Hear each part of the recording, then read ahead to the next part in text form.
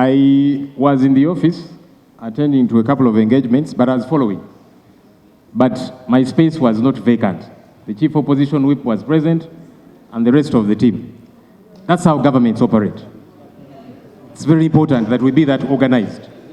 So yes, specific ministers or the prime minister might be away, but government should take parliament serious. So when I saw the adjournment for 20 minutes, I was disappointed that for the umpteenth time, because we have done this several times, that you get disappointed and frustrated, the front bench is vacant, you suspend the House.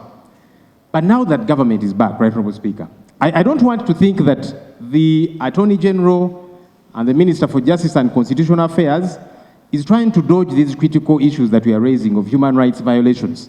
The Deputy Attorney General was here yesterday. He told us he had written to Parliament to get information of the concerns we raised about Dr. Kiiza Besigye. And he was meant to give us feedback. Now they are all absent. Honourable Speaker, government is now present. And government is the one detaining Dr. Kiiza Besigye. So government should be able to be answerable to this issue. Honourable Speaker, what happens if the Attorney General is called again next week on Tuesday to State House or wherever for an urgent, I don't know what?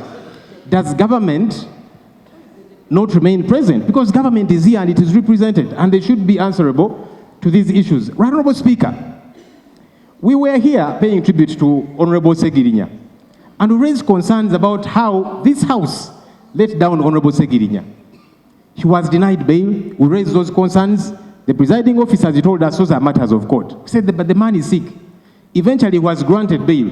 He was rearrested outside prisons. We brought the matter here, Honourable Speaker. As presiding officers, he told us that matter is in court. But we let the man down. He eventually died because we could not stand up for one of our own. Honourable Speaker, are we waiting for you to announce to us that Dr. Kiiza Besigye, former, because he was in the Constituent Assembly, former minister and all these different things, then you tell us to stand up, observe a moment of silence, to pay tribute to him. Are we waiting for that? Because even Tuesday, one of the concerns about Dr. Kiiza Besigye is food. The last we checked, they have denied him food from his family because he has concerns and he's entitled to that. Any day that passes by without these issues being addressed, it puts his life in jeopardy. Are we waiting for that very critical time when tables have turned and then we are here saying all manner of things, rest in peace?